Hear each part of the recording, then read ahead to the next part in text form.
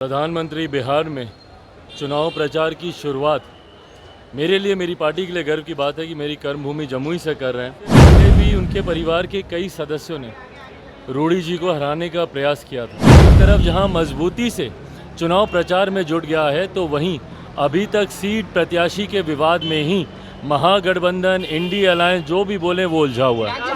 आप देख रहे हैं न्यूज़ फॉर नेशन में आपके साथ तबजीत सिंह। आज भागलपुर में एनडीए के प्रत्याशियों का नामांकन है। ऐसे में जो लोक जनशक्ति पार्टी रामविलास के राष्ट्रीय अध्यक्ष है चिराग पासवान, वो भागलपुर के लिए पटना एयरपोर्ट से निकल रहे थे। तो जब उनसे सवाल किया गया कि आज राजद सुप्रीमो लालू प्रसाद यादव की बेटी रोहिणी आचार्य भी सारण सीट से लोकसभा में उतर गई है राजीव प्रताप रूडी को हराने के लिए, तो उस पर साफ तौर पर चिराग पासवान है जो लालू परिवार पर बरसते हुए दिख रहे हैं और कहते हुए नजर आ रहे हैं कि इन लोगों का परिवार पूरे तरह से रूडी जी को हराने में लगे हुए थे। लेकिन जिस तरह से प्रधानमंत्री नरेंद्र मोदी के नेतृत्व में एनडीए सरकार मजबूती से लड़ रही है, ऐसे में इन लोगों का कुछ नहीं होने वाला। पहले क्या कुछ करें चिराग पासवान, पहले सुनिए उनकी बातों को।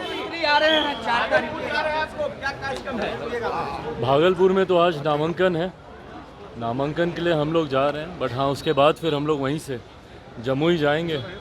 4 तारीख को प्रधानमंत्री बिहार में चुनाव प्रचार की शुरुआत मेरे लिए, मेरी पार्टी के लिए गर्व की बात है कि मेरी कर्मभूमि जमुई से कर रहे हैं।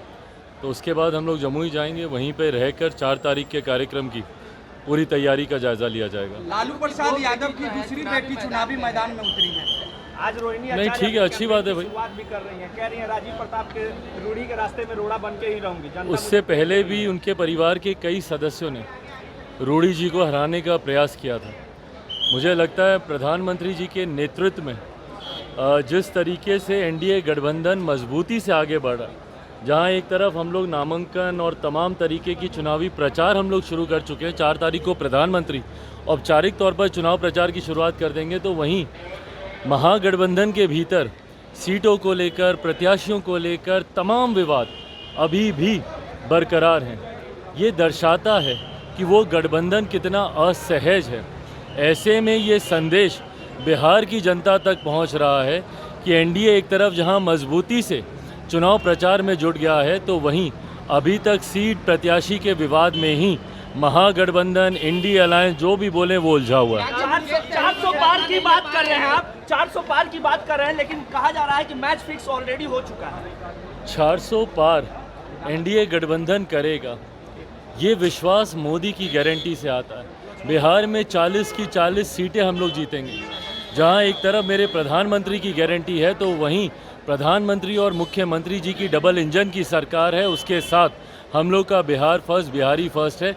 ये 40 की 40 सीटें बिहार में जीता है।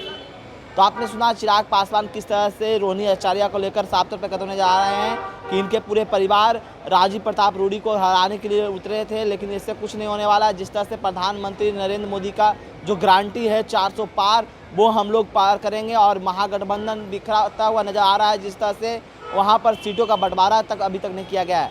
तमाम खबर न्यूज़ के साथ नमस्कार।